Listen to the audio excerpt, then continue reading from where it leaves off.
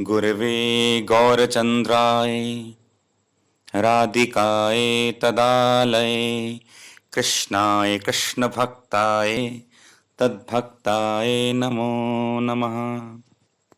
हरे कृष्णा कृष्ण कृष्ण हरे हरे, हरे राम राम राम हरे हरे। बलदेव पूर्णिमा या बलराम जयंती यानी बलराम जी के प्राकट्य का शुभ दिवस। जी हाँ, इसी दिन रोहिणी माता के गर्भ से बलराम जी का आविर्भाव हुआ था और वो तिथि थी सावन मास की पूर्णिमा, जिसे कहते हैं बलराम जयंती या बलदेव पूर्णिमा। कृष्ण कन्हैया दाऊ जी के भैया, तो बलराम जी को कौन नहीं जानता। बलराम जी के बिना कृष्ण की कोई लीला पूरी नहीं होती। लगभग एक साथ इनका प्राकट्य हुआ, केवल 7 दिन का फर्क था। नामकरण साथ हुआ, एक साथ घुटनों पे चलना शुरू किया इन्होंने, माखन चोरी भी इकट्ठे की, फिर गोचारण भी एक साथ ही शुरू किया। 8-9 वर्ष की आयु में जब कृष्ण ने रासलीला की, तभी 8-9 वर्ष की आयु में दाऊ जी ने भी अलग गोपियों के साथ अपनी रासलीला की।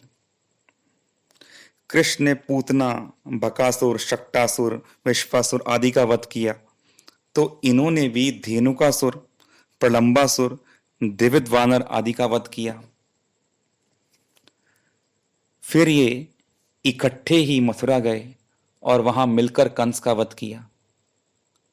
फिर जब जरासंध ने इन पर आक्रमण किया तो 17 बार उसको मिलकर हराया, और 18वीं बार जब इन्होंने उसको सामने भागने का नाटक किया और 44 फीट कोस ऊंचे प्रवर्षण पर्वत से कूद गए और वहां से कूदकर द्वारका पहुंच गए, और वो भी इकट्ठे ही। बाद में प्रभास चैत्र में जब यदुवंश का नाश हुआ, तब भी ये साथ ही थे, और इन्होंने इस धराधाम से अप्रकट होने की लीला भी एक साथ ही की। तो इनकी प्रेम, प्रीति, हृदयगत सौहार्द इतना प्रबल है कि ये एक दूसरे के बिना रह नहीं सकते हैं। यह केवल द्वापर युग की बात नहीं है। पूर्व में जब ये त्रेता युग में कृष्ण राम रूप में आए थे, उस समय भी ये लक्ष्मण रूप में उनकी सेवा में उपस्थित हुए थे।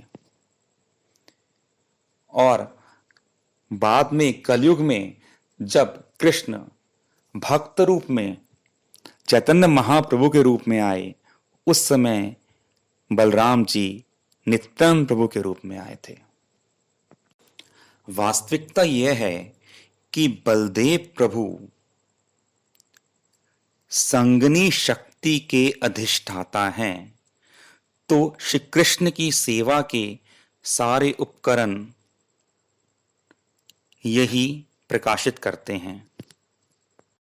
कृष्ण जो भी लीला करना चाहते हैं, वहां पे उनकी लीला में सहयोग करने के लिए ये हमेशा उपस्थित रहना चाहते हैं।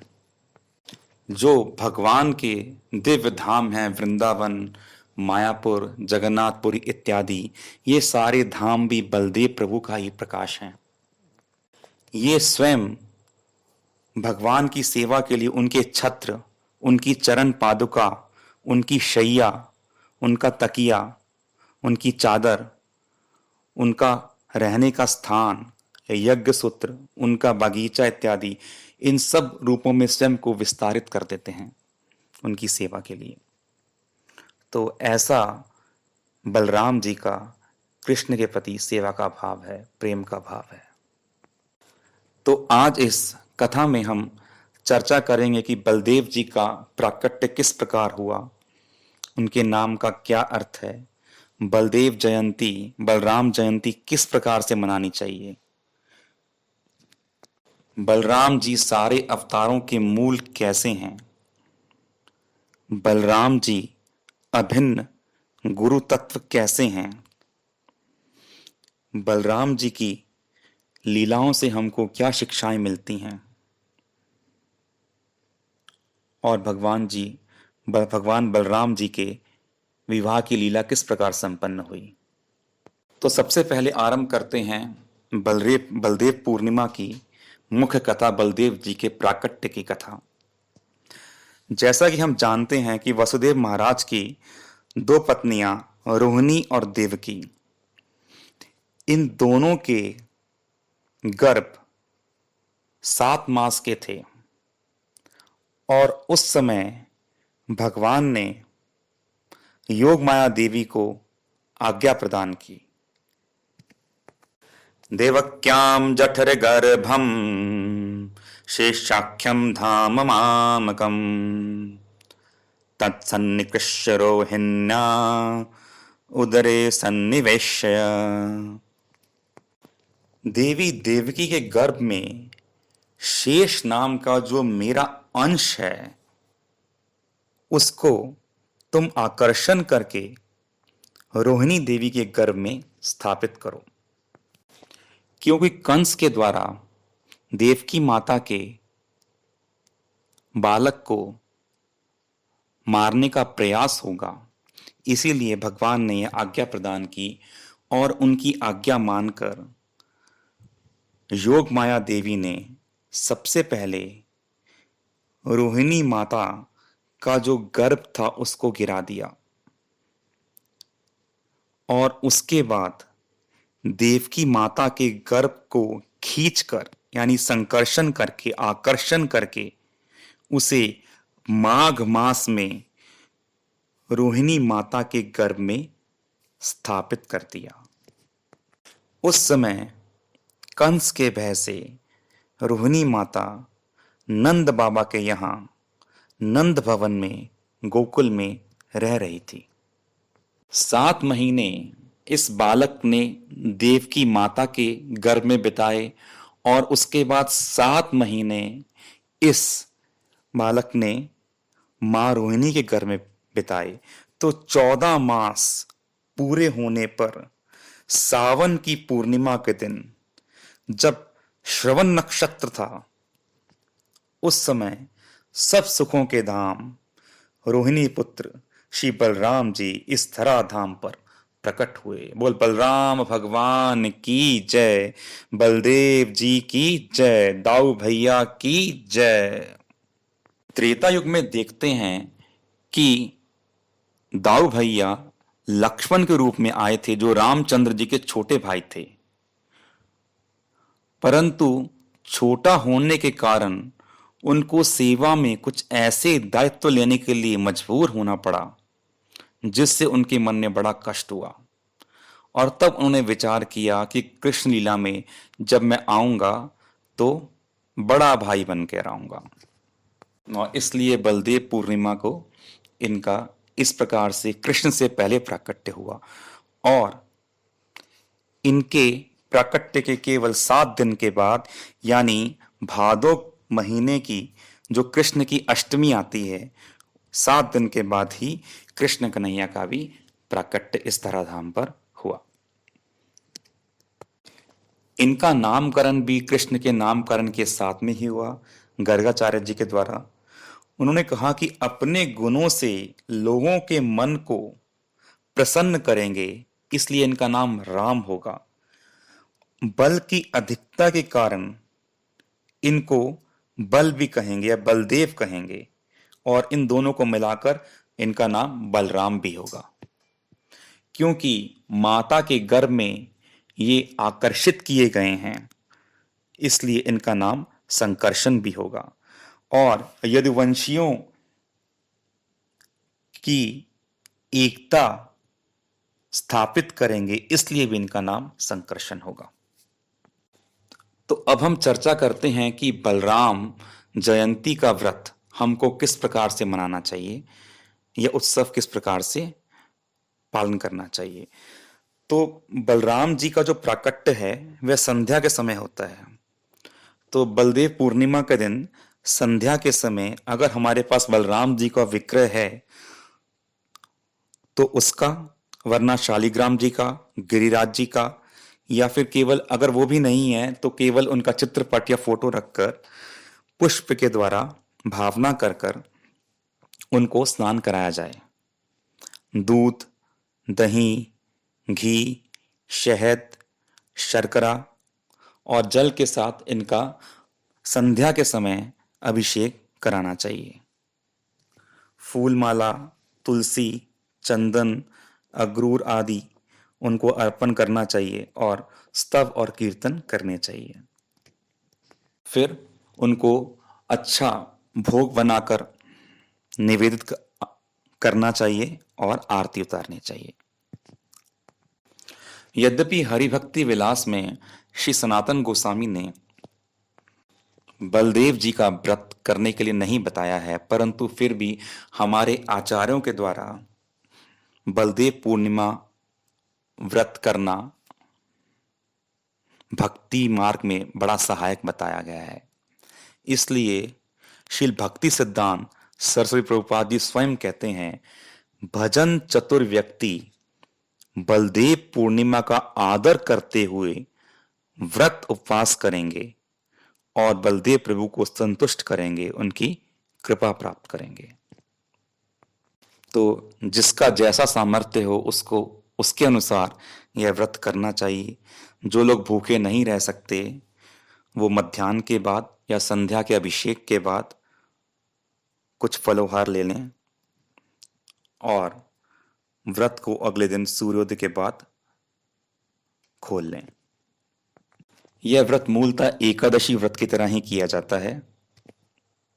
व्रत के दिन में सुबह के समय संकल्प लेना उचित होता है, जिसमें उनके चित्रपट के सामने हाथ जोड़कर पुष्प लेकर यह प्रार्थना करनी चाहिए कि हे बलदेव प्रभु, हे कृपामय, आपके प्राकट्य दिवस के उपलक्ष्य में मैं व्रत कर रहा हूँ, आप मुझको शक्ति प्रदान करें और भगवान की सेवा में नियुक्त करें। इस प्रकार से प्रार्थना करके पुष्प उनके चरणों में रख देना चाहिए। दिन भर में जहाँ तक संभव हो भजन, कीर्तन, चैतन्य चरित्रामृत, चैतन्य भागवत, श्रीमद् भागवत आदि ग्रंथों में बलदेव प्रभु की लीलाओं की चर्चा करनी चाहिए। श्रीमद् भागवत के दशम स्कंद में इनकी सबसे अधिक लीलाएं हैं। श्रील भक्ति सिद्धांत प्रभुपाद जी कहते हैं कि श्रीमद् भागवत के दशम स्कंद के 34वें और 65वें अध्याय में बलराम जी की लीलाओं को पढ़ना चाहिए। फिर 5वें स्कंद के 17वें और 25वें अध्याय में इनको पढ़ना चाहिए और 6ठे स्कंद के 16वें अध्याय में बलराम जी की लीलाओं को पढ़ना चाहिए। श्रील भक्ति सिद्धांत प्रभुपाद जी कहते हैं कि बलदेव प्रभु की कृपा के बिना कोई कृष्ण की सेवा में नियुक्ति नहीं पा सकता। नायमात्मा बलहीनेन लभ्य, चिद बल के बिना कोई व्यक्ति भगवान की प्राप्ति नहीं कर सकता। और वह बल देने वाले हैं बलदेव प्रभु, चिद बल प्रदान करने वाले हैं बलदेव प्रभु। इसलिए यथाशक्ति इस व्रत का समादर करना चाहिए। अब हम चर्चा करते हैं बलराम प्रभु के तत्व की, बलदेव तत्व की, या किस प्रकार से वो सारे अवतारों के मूल हैं। श्री चैतन्य चरितामृत आदि लीला 5 अध्याय में कहा गया, सर्व अवतारी कृष्ण स्वयं भगवान, तहार द्वितीय देह श्री बलराम। सारे अवतारों के मूल स्वयं भगवान कृष्ण हैं और उनका दूसरा स्वरूप जो है वो साक्षात श्री बलराम जी है। एक ही स्वरूप दोहे भिन्न मात्र काय, स्वरूपता शक्तिवश वो दोनों एक ही हैं, केवल उनके शरीर अलग हैं। आद्य काय व्यूह कृष्ण लीला रसहाय, वे कृष्ण के प्रथम काय व्यू हैं और कृष्ण की लीला के विशेष सहायक हैं। श्री बलराम गोसाई मूल संकर्षण, पंच रूप धरी करेन कृष्णेर सेवन। ये जो बलराम जी हैं ये स्वयं अपने आप को मूल संकर्षण के रूप में प्रकट करते हैं और अनेकों रूप धारण करके श्री कृष्ण की सेवा करते हैं। वास्तव में गोलोक वृंदावन में भगवान कृष्ण विराजमान होते हैं। उनकी इच्छा से बलराम जी प्रकट होते हैं। बलराम जी एक स्वरूप जो द्वारका में प्रकट करते हैं उसको कहते हैं मूल संकर्षण, और उससे एक स्वरूप प्रकट होता है बैकुंठ लोकों में जिसको कहते हैं महासंकर्षण। इन्हीं महासंकर्षण से जो कि बलदेव जी के विलास विग्रह हैं, 3 पुरुष अवतार प्रकट होते हैं जिन्हें कहते हैं कानशाई विष्णु, गर्भोदशाई विष्णु और शीर्षशाई विष्णु, यानी प्रथम पुरुष, द्वितीय पुरुष और तृतीय पुरुष। इनके द्वारा ही सारे ब्रह्मांड प्रकट होते हैं, सारे ब्रह्मांडों के लोक प्रकट होते हैं, और जितने भी अवतार हैं भगवान के वो सारे के सारे इन महासंकर्षण के द्वारा ही प्रकट होते हैं, जो कि बलदेव जी के अंश हैं। जबकि श्री रूप गोस्वामी ने कृष्ण को कहा अवतारावली बीजम, यानी सारे अवतारों के बीज ये हैं, परंतु वास्तव में ये अवतारों को प्रकट करने का सारे कार्य श्री बलराम जी के द्वारा हो रहा है। श्री गुरु महाराज भक्ति वेदांत वामन गोसाई महाराज कहते हैं जितने भी अवतार हैं वे सारे के सारे बलदेव प्रभु से निकलते हैं। कृष्ण को सब सर्व अवतारी कहा गया, परंतु गुरु जी कह रहे हैं कृष्ण का यह सब फंक्शन नहीं है, वे नित्य लीला में मग्न हैं, इसलिए कृष्ण को लीला पुरुषोत्तम भी कहते हैं। परंतु तत्व से बलराम प्रभु ही सारे अवतारों के मूल पुरुष हैं, यानी सारे के सारे भगवान के अवतार वो बलराम प्रभु से ही प्रकट होते हैं। श्रीमद् भागवत में जब 24 अवतारों का वर्णन किया गया तब 19वें अवतार बताए गए बलराम जी और 20वें अवतार बताए गए भगवान कृष्ण। पर वहां कहा गया एते चांस कलह पुंसा कृष्णस्तु भगवान स्वयं इंद्रियारि व्याकुलम लोकम मडियंती युगे युगे। ये जितने भी अवतार बताए गए हैं ये सारे के सारे भगवान के अंश हैं, या अंश के अंश यानी कला हैं, परंतु कृष्ण तो स्वयं मूल भगवान है। उन मूल भगवान कृष्ण के बाद जो सबसे प्रमुख शक्तिशाली अवतार है वो भगवान का बलराम जी है, परंतु और बाकी सारे अवतार जितने भी इसमें बोले गए हैं 24 में सब उनसे ही प्रकट हुए हैं। इसी से हम बलराम जी का वैशिष्ट्य समझ सकते हैं। परंतु इतना होने पर भी साक्षात भगवान कृष्ण का ही दूसरा स्वरूप होने पर भी ये दास का अभिमान लेकर चलते हैं,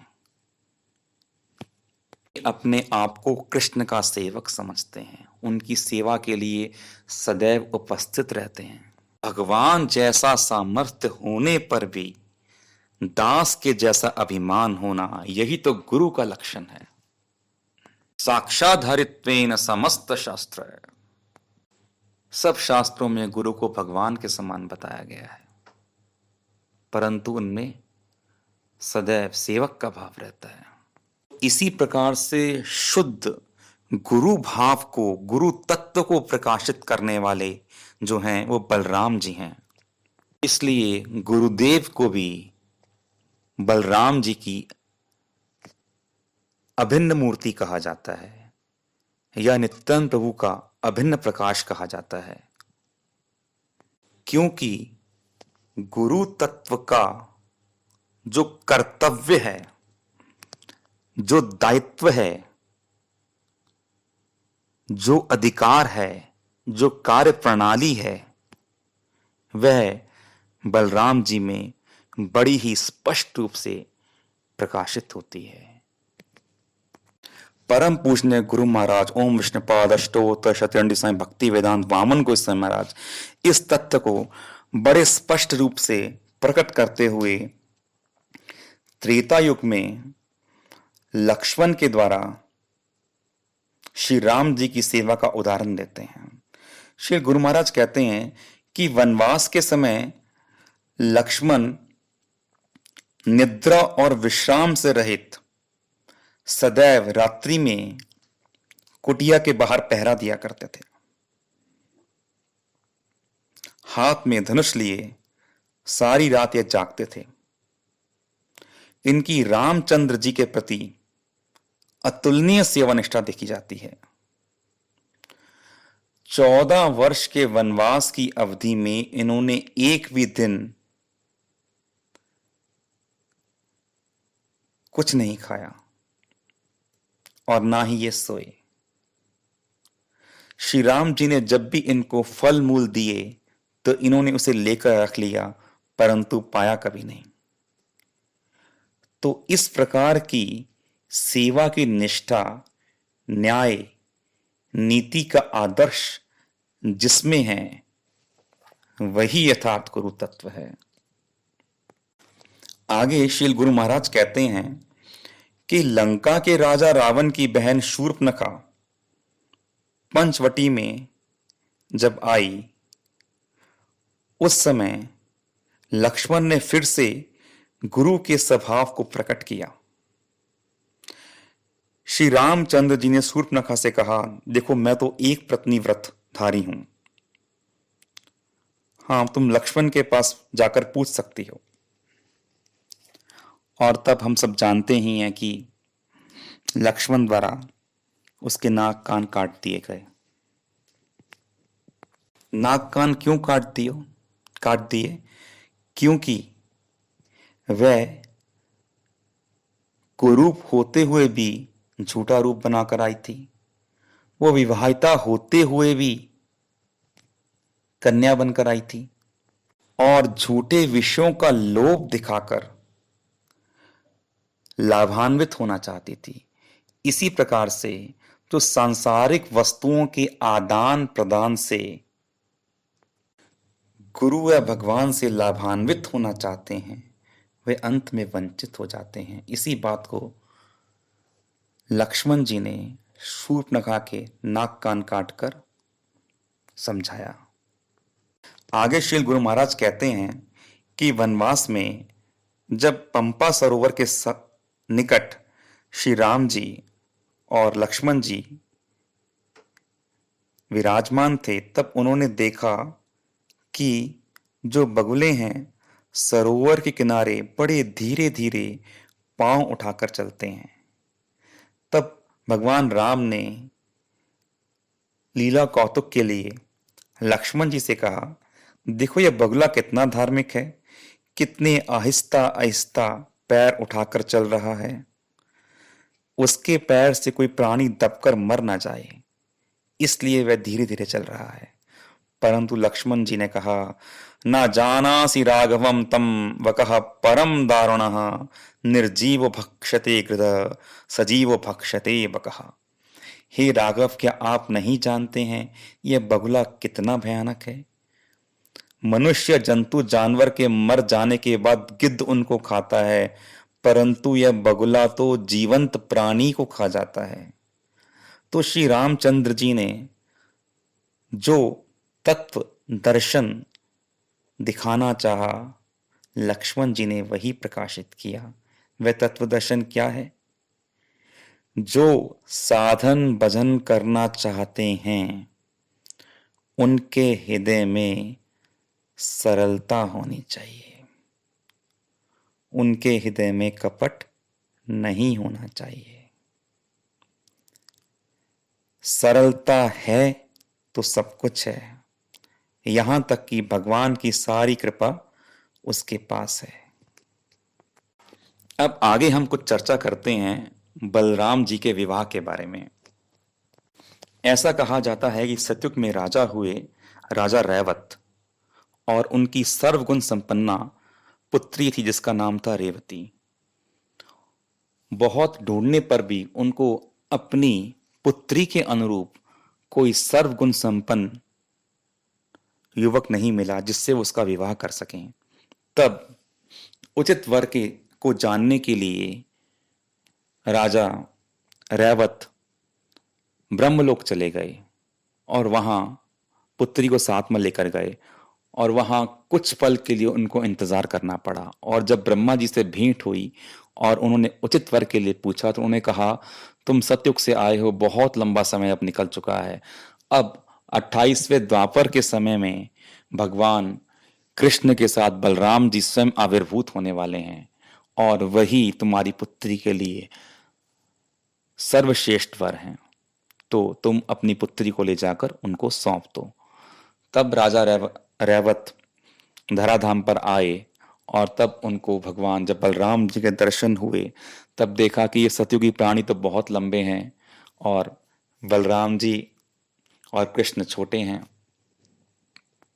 फिर भी उन्होंने अपनी कन्या को उन्हें अर्पण किया और तब बलराम जी ने उनका जो हल है जिसका नाम है संवर्तक, उस हल को रेवती के कंधे पर लगाकर उसको खींचा तो वो बलराम जी के कंधे तक की कदकी हो गई और फिर उनका विवाह हुआ। तो बलदेव दाऊजी नामक स्थान जो व्रज में है वहां पर इनका बड़ा विशाल और भव्य मंदिर है।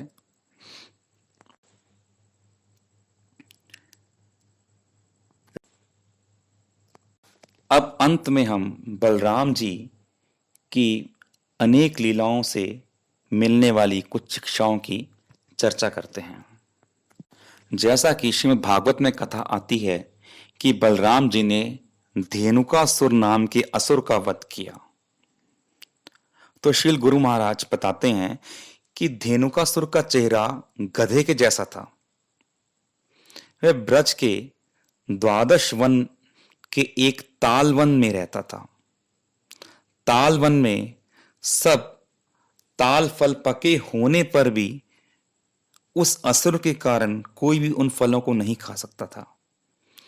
इसलिए सब लोगों ने जब कृष्ण बलराम के पास जाकर उसकी शिकायत की कि ताल वन में तो प्रचुर मात्रा में सुंदर सुंदर सुगंधित ताल हैं, परंतु हम उस असुर के कारण उसे नहीं खा सकते, तब कृष्ण बलराम तब सब सखाओं के साथ उस ताल वन में गए और वहां जैसे ही ताल के फल तोड़ने लगे तो धेनुकासुर ने उन पर आक्रमण कर दिया।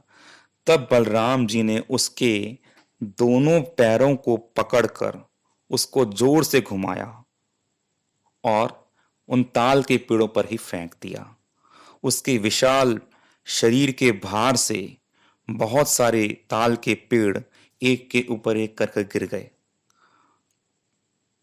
और धेनुकासुर मृत्यु को प्राप्त हुआ। तो गुरु महाराज कहते हैं कि धेनुकासुर का वध करने में क्या तत्व है। धेनुक का अर्थ होता है गधा। गधा रिप्रेजेंट करता है अज्ञान को। गधे का कार्य क्या है? बोझ ढोना। वह बोझ ढोता है लेकिन उसके अंदर की चीज का आस्वादन नहीं कर पाता। इसी प्रकार से बहुत से व्यक्ति शास्त्रों और ग्रंथों की आलोचना ठीक से नहीं कर पाते। वो उनको साधारण नाटक या नॉवल जैसा सोचते हैं। शास्त्र का एकमात्र तात्पर्य जो भक्ति वृत्ति है उसको वो समझ नहीं पाते, इसलिए उनको गधे के तुल्य कहा गया है।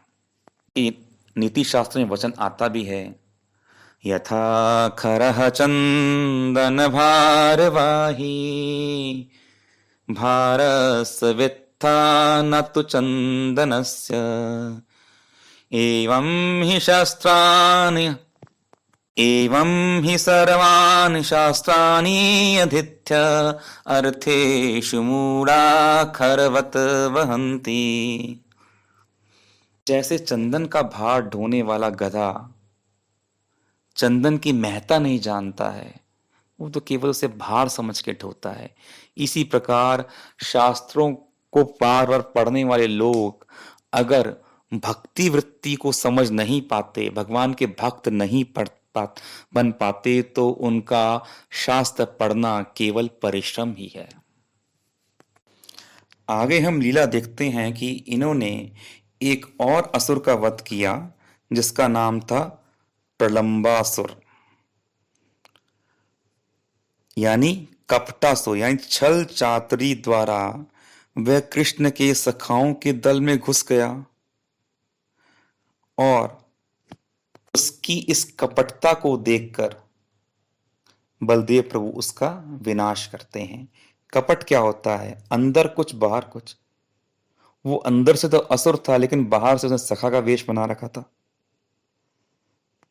कपटी का लक्षण क्या होता है? मनस्सन्यत, वचस्सन्यत, क्रियस्सन्यत, दुरात्मनाम। उसके मन में कुछ होता है, वो बोलता कुछ है और करता कुछ और है। और साधु का लक्षण क्या है? मनस्सेकम, वचस्सेकम, क्रियस्सेकम, महात्मना। जो उनके मन में होता है वही उनकी मुख पे आता है, वही बोलते हैं, और जब वो बोलते हैं वही उनके कार्यकलापों में देखा जाता है। यही साधु का लक्षण है। जो बलराम प्रभु जी का आश्रय ले लेता है उसमें कपट रह सकता नहीं है। उसका कपट बलराम प्रभु अपनी कृपा से धीरे धीरे समाप्त कर देते हैं। यही प्रलंबासुर के वध के द्वारा वो इंगित कर रहे हैं। तो बलदेव प्रभु यानी नित्यानंद प्रभु, लक्ष्मण प्रभु की कृपा के बिना भगवान की सेवा प्राप्त नहीं की जा सकती है। हेन निताई बिने भाई, राधा कृष्ण पाइते नहीं, दृढ़ करी धर निताय पाए।